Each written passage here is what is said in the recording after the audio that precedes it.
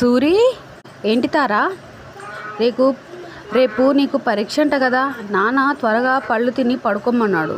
ఉదయమే తొందరగా లేవాలట కదా. తీసుకో, నాకు బాగా ఆకలిగా ఉంది. నేను తింటాను, నువ్వు తిను. సూర్య, తార ఇద్దరు కలిసి తిన్నారు. పైన గది నుండి గొడవ వినిపిస్తూనే ఉంది. కొంత సమయం తర్వాత భద్రయ్య పొలం కాపలా అని వెళ్ళాడు. మామయ్య అన్నట్టుగానే సూరి తెల్లారి ఎగ్జామ్ బాగా రాశాడు. కొద్ది రోజులు గడిచాయి. ఎలాగోలా హాలిడేస్ అయిపోయాయి. స్కూల్ స్టార్ట్ అయింది. కానీ సూరిని స్కూల్కు పంపడం శాంతకు ఇష్టం లేదు. ఏదో ఒక పనిలో ఇరికించాలని చూస్తుంది. సూరి మామయ్యకు ఈ విషయం అర్థమైంది. ఓ రోజు, నీకు స్కూల్ టైం అవుతుంది కదరా, ఇక్కడ ఏం చేస్తున్నావు? వెళ్ళి రెడీ అవుపో అన్నాడు. సూరి శాంత వైపు చూశాడు. శాంత ఎవరితోటో ఫోన్లో మాట్లాడుతుంది. నువ్వు వెళ్ళరా, అది పుట్టింటి నుంచి వచ్చిన ఫోను, ఇప్పుడప్పుడే అవ్వదు అని ఇద్దరిని స్కూల్కు పంపించాడు. ఒకరోజు అత్తమ్మ ఏదో ముఖ్యమైన పని ఉందని పుట్టింటికి వెళ్ళింది. తారకు ముందే చెప్పింది, సూరితో అస్సలు మాట్లాడొద్దు, తారను ఇంట్లో నుంచి అడుగు పెట్టొద్దని భయపెట్టింది. అలా తను వెళ్ళగానే భద్రయ్య సూరిని తారని తీసుకొని సినిమా చూపెట్టడానికని పక్క ఊరికి తీసుకెళ్లాడు. సినిమా థియేటర్ చాలా పెద్దగా ఉంది.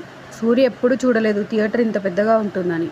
సినిమా చూసిన తర్వాత రెస్టారెంట్లో భోజనం తినిపించాడు. ఇద్దరు పోటీపడి ఎన్ని తిన్నారో వాళ్ళకే తెలియదు. ఎప్పుడు తినని రుచులు, ఎప్పుడు చూడని ప్రదేశాలు మామయ్యనే చూపెట్టాడు. తెల్లారి ఆదివారం భద్రయ్య వంట చేస్తుంటే నిన్న చూసిన సినిమా గురించి తారా సూరి కూర్చొని మాట్లాడుకుంటున్నారు. తారా, వంట అయింది, ప్లేట్లు పెట్టమ్మా అంటూ భోజనానికి రెడీ అయ్యారు ముగ్గురు. మామయ్య, టమాటా పప్పు చాలా బాగుంది. తెలుసారా, ఇది మీ అమ్మనే నేర్పించింది నాకు. అలా మాట్లాడుకుంటూ అన్నం తిని బోళ్ళన్నీ సర్ది పెట్టుకున్నారు. శాంత ఊరి నుంచి వచ్చింది. వీడి ఇంట్లో ఏం చేస్తున్నాడు, లోపలికి ఎవరు రానిచ్చారు అంటూ వాడిని బయటికి వెళ్ళగొట్టింది మొదలు. అత్తకు మామయ్యకు చాలా పెద్ద గొడవైంది. ఇంకోసారి మామయ్య పిలిచినా నేను వెళ్ళకూడదు, నా వల్ల వీళ్ళ ఇద్దరి మధ్యలో గొడవలు కాకూడదు అనుకున్నాడు. అక్కడి నుండి సూర్య భువన్ షాప్కు వెళ్ళి సాయంత్రం వరకు ఫ్రెండ్స్తో సమయం గడిపాడు.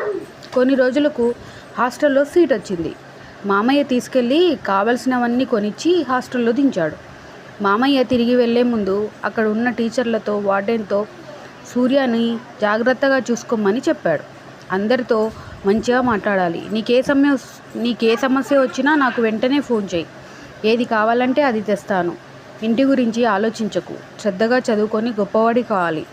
ఎన్నో కష్టాలు పడ్డావు. ఇప్పటి నుంచి నీకు ఎటువంటి కష్టం ఉండదు. ఇక్కడ నిన్ను పనులు చేయమనే వాళ్ళు ఉండరు. 3 పూటల అన్నం పెడతారు. మంచిగా అన్నం తిను. మంచిగా ఆరోగ్యం చూసుకో. నీ నుండి నేను ఆశించేది నువ్వు గొప్ప వ్యక్తివి కావాలి, అంతే. మా అక్క రుణం తీర్చుకున్నట్టు. మా అక్క నన్ను చిన్నప్పటి నుంచి అమ్మలా చూసుకుంది. నాకు ఈ జీవితం ఇచ్చింది. నాకే కాదు, మీ అమ్మ వాళ్ళు ఎంతోమందికి సహాయం చేశారు. నువ్వు మీ అమ్మలాగా కావాలి. మా అక్క రుణం తీర్చుకోవడానికి నాకు అవకాశం ఇవ్వరా అంటూ సూరిని హగ్ చేసుకొని చెప్పాల్సిన విషయాలన్నీ చెప్పి సూరి జేబులో కొన్ని డబ్బులు పెట్టి బయటికి వెళ్ళాడు. నేను వెళ్ళాక ఫోన్ చేస్తాను అంటూ. సూరి ఏం మాట్లాడకుండా అలాగే నిలబడున్నాడు. సూరి ఆలోచిస్తూ కూర్చుంటే మామయ్య మళ్ళీ వచ్చాడు. నేనేం మాట్లాడాను, నువ్వేం మాట్లాడలేదేంద్రా? ఎందుకు?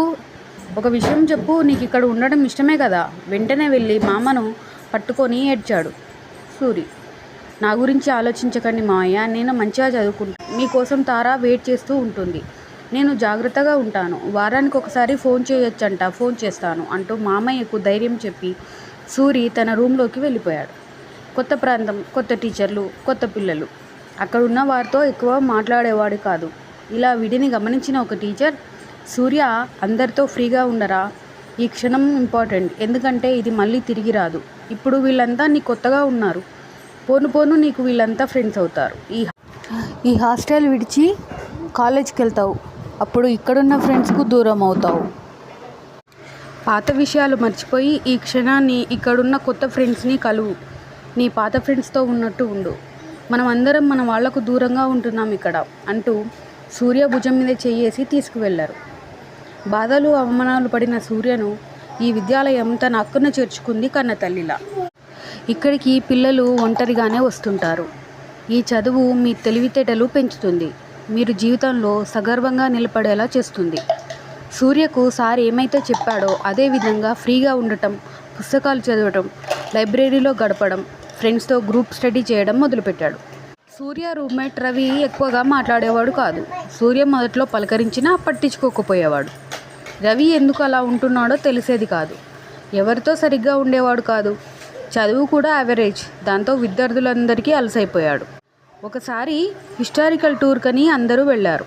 అయితే తోటి విద్యార్థులు సూర్యని ఆట పట్టించాలని డిసైడ్ అయ్యారు. సూర్య దూరంగా కూర్చొని రవినే గమనిస్తున్నాడు. పిల్లలందరూ వచ్చి రవి మనం ఆడుకుందాం రా అంటూ తీసుకెళ్లారు.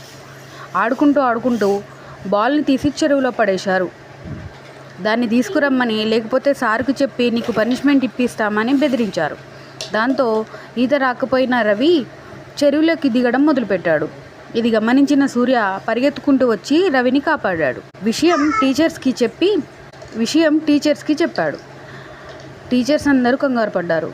క్లాస్మేట్ని ఇలా చేస్తే ఊరుకో, మీ పేరెంట్స్కి రిపోర్ట్ చేస్తామని పిల్లలందరికీ వార్నింగ్ ఇచ్చారు. పిల్లలందరూ రవికి సారీ చెప్పి ఇప్పటి నుంచి నీతో ఫ్రెండ్షిప్ చేస్తామని ప్రామిస్ చేశారు. తెల్లారి రవి సూర్య దగ్గరకు వచ్చి కూర్చున్నాడు. నీ హెల్త్ ఎలా ఉంది రవి? నేను బాగానే ఉన్నాను. నువ్వెలా ఉన్నావు? నువ్వు నన్ను కాపాడావు సూర్య. ఇప్పటి నుంచి నేను చెప్పినట్టు విను. నాతో ఫ్రెండ్షిప్ చెయ్యి. నీకేమన్నా సమస్య ఉంటే నాతో మాట్లాడు. నీకు చదువులో నేను హెల్ప్ చేస్తాను అన్నాడు. ఆ రోజు నుంచి రవి మంచి ఫ్రెండ్స్ అయ్యారు. సూర్యది ఇంటర్మీడియట్ అయిపోయింది. ఊరికి వెళ్దామని బస్సులో బయలుదేరాడు. తన చిన్నప్పుడు ఒకసారి తార హాలిడేస్ కని వాళ్ళ అమ్మమ్మ వాళ్ళ ఇంటికి వెళ్ళింది. పోయి 10 రోజులైంది. ఇంట్లో నేను మామయ్యనే ఉన్నాం. తారను చూడకుండా ఉండలేని మామయ్య, పదరా మనం కూడా వెళ్ళి దాన్ని తీసుకొద్దాం అన్నాడు. అలా నా మొదటిసారి బస్సు ప్రయాణం మొదలైంది. చెట్లు కొండలు అన్నీ వెనక్కి వెళ్తున్నట్టు కనిపించింది. అదీ కాక తారను కలుస్తున్నానని సంతోషం. అలా కొన్ని గంటల ప్రయాణం చేశాక అమ్మమ్మ ఇంటి ముందు తార ఆడుకుంటూ కనిపించింది. నన్ను మామయ్యను చూడగానే లేచి పరుగున వచ్చి నాన్న అంటూ పట్టుకుంది. నా బంగారం, నా బుజ్జి తల్లి, ఎలా ఉన్నావురా? తీసుకో, నీకోసం బిస్కెట్లు చాక్లెట్లు తెచ్చాను. వెళ్ళి నీ ఫ్రెండ్స్కి ఇచ్చి నువ్వు తిను. నేను మామయ్య తారతో అక్కడ కొన్ని రోజులు ఉన్నాం. సూరి, నీకు తెలుసా ఇక్కడ నాకు చాలామంది ఫ్రెండ్స్ ఉన్నారు. నాకు పరిచయం చేసింది. మేము రోజు ఆడుకునే వాళ్ళం వాళ్ళతో. అమ్మమ్మ పిలిచి భోజనం పెట్టేది. సూర్యతో చాలా ఆప్యాయంగా ఉండేది. అలా ఆలోచిస్తూ పడుకున్నాడు. బస్టాండ్లో ఆగి ఉన్న బస్సు భువన్ ఎక్కి వచ్చి, ఏరా దిగవా? నీకోసం ఎదురు చూస్తూ కూర్చుంటే నువ్వు నిద్రపోతున్నావా అంటూ నవ్వాడు. సూర్యని తీసుకెళ్ళి ఊరంతా చూపిస్తూ ఇంటికి తీసుకెళ్లారు. ఇంటికి వెళ్ళగానే మామయ్య ఎలా ఉన్నావురా అని ఎదురొచ్చాడు. బ్యాగులన్నీ కింద పడేసి పరుగున వెళ్ళి కాళ్ళు పట్టుకోవడానికి వెళ్తే లేపి గట్టిగా హక్ చేసుకున్నాం. సరేరా, మేము కలుస్తాం అని భువన్ వాళ్ళు వెళ్ళిపోయారు. అత్తయ్య ఎటు వెళ్ళింది మామయ్య? తను వడ్డీ పైసల వ్యవహారం అని బయటికి వెళ్ళిందిరా. తన మనసులో తార గురించి అడగాలని ఉంది, కానీ అడగలేదు. ఇంతలో గజ్జల సవ్వడి లీలగా వినిపిస్తుంది. తనేమోనని అనుకున్నాడు. అడుగుల శబ్దం వినిపించింది. వెనక్కి తిరిగి చూడాలని ఉన్నా ఇంతలో మామయ్య, తార ఎక్కడున్నావు తల్లి, ఇలా రా. వెనకకు తిరిగి చూడలేదు. వస్తున్నా నాన్న, ఒక్క నిమిషం అంటూ తార పైనుంచి వచ్చింది. తార గొంతు వినగానే సూర్య మనసులో అలజడి మొదలైంది. తార అడుగుల శబ్దం తన హృదయాన్ని తాకుతూ అల్లరి చేసింది. ఏదో తెలియని భయం, ఆతృత గుండె వేగాన్ని పెంచేస్తున్నాయి. నానా అంటుకు కిందికి దిగి వచ్చిన తార, సూరి చూడమ్మా ఎంత మారిపోయాడో, దూరబాబులా ఉన్నాడు. తన పెద్ద పెద్ద కళ్ళతో 1 నిమిషం అలానే చూస్తూ ఉండిపోయింది తార. ఎంత మారింది తారక! సాదాసీదా చుడిదార్లో దేవకన్యలా ఉంది. సూర్య లేచి నిలబడి, బాగున్నావా తారా? బాగున్నాను, నువ్వెలా ఉన్నావు సూరి? రేపే కదా మీ రిజల్ట్స్? అవును. జర్నీ చేసి వచ్చాడు కదమ్మా, తినడానికి ఏమైనా పెట్టు. అన్నం పెడతాను, భోజనానికి లేవండి ఇద్దరు అని వంటిట్లోకి వెళ్ళింది. సూర్య ఫ్రెష్ అప్ అయి వస్తూ ఒక ప్యాకెట్ తీసి తార చేతికి ఇచ్చాడు. ఏంటి సూరి ఇది?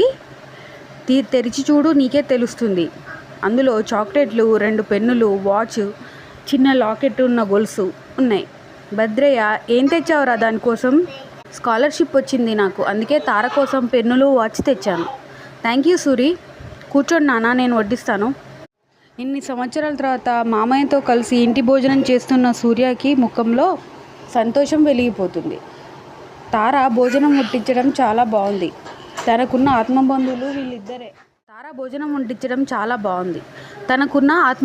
వీళ్ళిద్దరే అనుకుంటూ మౌనంగా తింటుంటే సూరి ఉలిక్కిపడి, ఏంటి మావయ్య చెప్పండి, ఎగ్జామ్ రిజల్ట్ ఎప్పుడు రానిది? వారంలో వస్తాయట మావయ్య. కొద్దిసేపటికి అత్త వచ్చింది. సూర్యను చూస్తూ లోపలికి వెళ్ళిపోయింది. సూర్య మాట్లాడదామని ట్రై చేసినా పట్టించుకోలేదు. ఇది గమనించిన మామయ్య, పట్టించుకోకురా, అది ఎప్పుడు అంతే కదా, నీ ఫ్రెండ్స్ చాలాసేపటి నుంచి బయట నీ కోసం వెయిట్ చేస్తున్నారు, వాళ్ళని వెళ్ళి కలువుపో. భువన్, బంటు, విన్ను అందరూ కలిసి గుడి దాకా నడిచారు. అక్కడ పూజారి కనిపించాడు. బాగున్నావా సూరి, చాలా పెద్దోడివయ్యావురా. బాగున్నానండి అంటూ నమస్కారం చేసి, మీరెలా ఉన్నారు? బాగున్నాను. ఎక్కడైనా మీ మామయ్య కలిస్తే నీ గురించే అడిగేవాడిని. నువ్వెక్కడున్నా బాగుండాలని నీ పేరు మీద పూజ చేయిస్తాడ్రా భద్రయ్య అని చెప్పాడు. ఇది వినగానే సూర్య కళ్ళల్లో నీళ్లు తిరిగాయి. కాసేపు అక్కడే కూర్చొని ఊర్లో అందరినీ పలకరిస్తూ వెళ్తున్నారు. తర్వాత ఫ్రెండ్స్తో కలిసి గ్రౌండ్లో క్రికెట్ ఆడి, తర్వాత సాయంత్రం చెరువులో ఈతలు కొట్టి, ఇలా రోజంతా ఎంజాయ్ చేశారు. మనం గనక ఫెయిల్ అయితేరా బంటు, రేపంచి పొలం పనికి నన్ను, పొట్లాలు కట్టే పనికి నిన్ను పెడతారా మనోళ్ళు అన్నాడు భువన్. అదృష్టవశాత్తు అందరూ పాస్ అయ్యారు. ఇంటి ముందు మామయ్య కూర్చొని ఉన్నాడు స్వీట్ డబ్బా తీసుకొని. సూర్య కనిపించగానే ఇక్కడ లేని సంతోషంతో ఎదురొచ్చి, సాధించావురా నాన్న అంటూ స్వీట్స్ తినిపించాడు. థ్యాంక్స్ మామయ్య అంటూ మామయ్య కూడా స్వీట్ తినిపించాడు సూర్య. అలా ఇద్దరు చిన్నపాటి సెలబ్రేషన్స్ చేసుకొని లోపటికి పోదాం పారా. మామయ్య, నేను ఇక్కడే పడుకుంటాను. లేదురా, ఇక్కడ దోమలు ఉంటాయి, లోపలికి వెళ్ళు. సూర్య అందుకు ఒప్పుకోలేదు. మామయ్య చేసేదేం లేక, నేను రేపు పొద్దున్నే లేవాలరా, కూరగాయల మార్కెట్కి వెళ్ళే పని ఉంది, పడుకుంటాను అని వెళ్తుంటే, మామయ్య నేను మీతో రావచ్చా అని అడిగాడు. నువ్వెందుకు లేరా, నాకు కాలేజ్కి ఇంకా టైం ఉంది, అప్పటి వరకు ఖాళీగానే ఉంటాను, అందుకోసం నేను వస్తే నాకు టైం పాస్ అవుతుంది మామయ్య. కానీ పుస్తకాలు కొనేవరకే, తర్వాత పుస్తకాలు పట్టుకొని కూర్చోవాలి, సరేనా? కూర్చోవాలి అన్నాడు మావయ్య. సరే మావయ్య.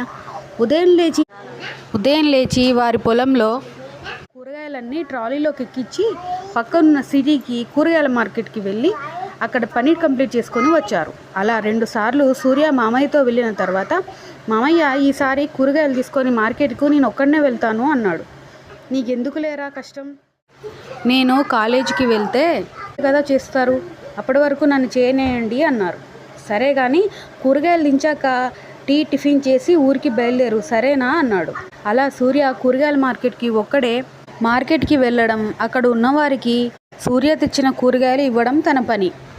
సిటీకి కూరగాయలు తీసుకొని వెళ్ళి మార్కెట్ నుంచి బయటికి వస్తుంటే సైన్స్ టీచర్ కనిపించాడు. గుడ్ మార్నింగ్ సార్, ఎలా ఉన్నారు? నువ్వారా సూర్య, ఎలా ఉన్నావురా? మెడిసిన్కి ప్రిపేర్ అవుతున్నావా? లేదు, పుస్తకాలు ఇంకా తీసుకోలేదు సార్. మామయ్యకు హెల్ప్గా పొలం పనులు చేస్తున్నాను. మంచిదే, కానీ నీ స్టడీస్ మీద కూడా దృష్టి పెట్టు, నీకు మంచి భవిష్యత్తు ఉంది. నీకు రెగ్యులర్ స్టడీతో పాటు ఓల్డ్ పేపర్ చదివితే ఒక ఐడియా వస్తుంది, ఎలా చదవాలి, ఏం చేయాలో తెలుస్తుంది. ఒక పుస్తకమైనా సరే 10 సార్లు చదువు. నీకు ఇంకా ఏమైనా డౌట్స్ ఉంటే మా ఇంటికి రారా, ఈ మార్కెట్ పక్కనే మా ఇల్లు, నీకు చూపిస్తాను. తప్పకుండా వస్తాను సార్ అని ఊరు వెళ్ళడానికి బండెక్కాడు. సారు మాటలతో సూర్య మళ్ళీ చదువు మీద దృష్టి పెట్టాడు. సూర్యకి మెడిసిన్లో సీట్ వచ్చింది. భువన్, బంటు, విన్ను డిగ్రీలో జాయిన్ అయ్యారు. సూర్య వాళ్ళతో పాటే ఒక రూమ్లో ఉండేవాడు. పార్ట్ టైం జాబ్ చేసేవాడు. కొన్ని రోజులకు హాలిడేస్ వచ్చాయి. ఫ్రెండ్స్ అందరూ ఊరికి వెళ్దాం అనుకున్నారు. వారి దగ్గర ఉన్న పాకెట్ మనీతో అమ్మలకు, చెల్లెళ్లకు ఏదో ఒకటి కొంటున్నారు. సూర్య కూడా తార కోసం, మామ కోసం ఏమైనా కొనాలనిపించి బట్టల షాపుకి వెళ్ళి చూశాడు. సూర్యకి ఒకసారి తారను గుర్తు చేసుకొని తనకు రెడ్ కలర్ అయితే బాగా సూట్ అవుతుందని డ్రెస్ మెటీరియల్ తీసుకున్నాడు. మామయ్యకు బట్టలు తీసుకున్నాడు. ఎంత షాపింగ్ చేసినా ఏదో ఒకటి తక్కువ అనిపించింది. బయటికి వస్తుంటే అద్దాల షోకేస్లో ఒక అందమైన లంగావోని కనిపించింది. తన దగ్గర ఉన్న డబ్బుల్లో బస్ ఛార్జీలు మాత్రం ఉంచుకొని ఆ డ్రెస్ కొన్నాడు. తార ఈ డ్రెస్లో వెలిగిపోతుంది అని నవ్వుకున్నాడు. ఊరికి వెళ్ళాడు సంతోషంగా. మామయ్య కోసం కొత్త బట్టలు కొనేసరికి సంతోషంగా అనిపించింది సూరికి. ఇంటికి వెళ్ళగానే అత్తయ్య వచ్చావా, ఎంత పెద్ద దరిద్రమైన 7 ఏళ్లకు పోతుందంటారు, నువ్వు వదలవారా మమ్మల్ని అంటూ తిడుతూ బయటికి వెళ్ళిపోయింది. సంతోషమంతా నీరు కారిపోయింది. మామయ్య బాధపడకురా, అప్పు తీసుకున్నవాడు ఇవ్వటం లేదట, అందుకని టెన్షన్ పడుతుంది. సూర్య రారా, లోపలికి రారా అన్నాడు మామయ్య. సూర్య ఏం మాట్లాడలేదు. మనసు మొద్దుపారిపోయింది. అలా పాకలో మౌనంగా కూర్చున్నాడు. బయట నుంచి బయటికే వెళ్ళిపోతావారా, ఇంట్లోకి రావా అని కళ్ళకు నీళ్ళు తీసుకున్నాడు. మీరు బాధపడకండి, నేను ఎందుకు రాను, వస్తాను పదండి. నాన్న నీ చదువు ఎలా సాగుతుంది? సూర్య కొద్దిగా తేరుకొని, రోజు కాలేజీకి వెళ్తున్నాను. ఈ మధ్యకాలంలో ఒక ఇన్స్టిట్యూట్లో కోచింగ్ తీసుకుంటున్నాను. అందులోనే పార్ట్ టైం జాబ్ చేస్తున్నాను. ఎందుకురా జాబు? నీకు డబ్బులు సరిపోకపోతే అడగొచ్చు కదా, నేను ఇచ్చేవాడిని. మామయ్య మీకోసము బట్టలు తెచ్చాను చూడండి అని బ్యాగ్ ఇచ్చాడు చేతికి. అవి చూసి భద్రయ్య ముఖంలో సంతోషం వెలిగిపోయింది. ఎంత బాగా ఉన్నాయిరా, నేను రేపు వేసుకుంటాను. తారకు కూడా తెచ్చాను మామయ్య. తార కనిపించట్లేదే. సూర్య కళ్ళు తార కోసం వెతికాయి, కానీ తార కనపడలేదు. తారా తారా, ఏంటి నాన్న? చూడమ్మా, సూర్య వచ్చాడు, మన కోసం సిటీ నుంచి కొత్త బట్టలు తెచ్చాడు. ఎప్పుడొచ్చావు సూరి అంటూ వచ్చింది తార. బట్టలు చూసి చాలా సంతోషించింది. తను తెచ్చిన బట్టలు తార ముఖంలో సంతోషం కనిపించింది. అత్తయ్యకు నా మీద కోపం ఎందుకో నాకు తెలియదు. అమ్మ నాన్న లేని నన్ను మీ వేలు పట్టుకొని ఇంట్లో అడుగుపెట్టాను. నన్ను తిట్టినా కొట్టినా ప్రేమ పడినా పడకపోయినా మీరంతా నా వాళ్ళు. నీ మంచి మనసు దానికి అర్థం కాదురా. దాని పోని చీరని తార తీసుకుంటుందిలే, నువ్వు బాధపడకు. తార టీ తీసుకొని వచ్చింది ఇద్దరికి. నీ చదువు ఎలా సాగుతుంది తారా? ఆమె మొహానికి చూస్తూ అన్నాడు. 10th క్లాసు మార్నింగ్ 7 నుంచి క్లాసెస్ మొదలవుతాయి, సాయంత్రం 6 వరకు ఉంటుంది. కెమిస్ట్రీ ఫిజిక్స్ అస్సలు అర్థం కావట్లేదు వాళ్ళు చెప్తున్నారు. కానీ నీ పుస్తకాలు తీసుకొని నీకు ఫ్రీ టైం ఉన్నప్పుడు వస్తే నీ డౌట్ నేను చెప్తాను అన్నాడు సూరి. ఇంతలో భువన్ వచ్చి, పక్క ఊర్లో చిన్న పని ఉందిరా, నాతో వస్తావా అన్నాడు. ఏం పనిరా అంటూ బండి ఎక్కాడు సూరి. ఏంటి సూరి, మొహం అలా కలకలలాడుతుంది? నీ మరదలకు నువ్వు తెచ్చిన బట్టలు ఇచ్చావారా అన్నాడు మిర్రర్లో చూస్తూ. భువన్ అంతే లేరా, నీ మరదలకు నువ్వు కొన్న మొదటి గిఫ్ట్ కదరా? కాదు కాదు, ఇదివరకు కూడా కొన్నాను అన్నాడు సూర్య. నాకు చెప్పలేదే మరి. అన్నీ నీకు చెప్పాలా? రాత్రి అయింది తిరిగి వచ్చేసరికి. ఇంత లేట్ అయింది ఏంటి నాన్న, ఎటుపోయారా అన్నాడు భద్రయ్య. పక్క ఊర్లో ఎరువుల బస్తాలు కొనేది ఉంటే వెళ్ళాం మామయ్య, షాప్లో చాలా లేట్ అయింది అన్నాడు సూరి. అరే అవునా, మనకు కూడా కావాలరా, ముందు చెప్తే మనకు కూడా తెప్పించేవాడిని. రేపు ఉదయం వెళ్ళి తీసుకొస్తానులే మామయ్య. భువన్ తీసుకొని వెళ్తావా? ట్రాక్టర్ వేసుకొని వెళ్తాను, మీరు టెన్షన్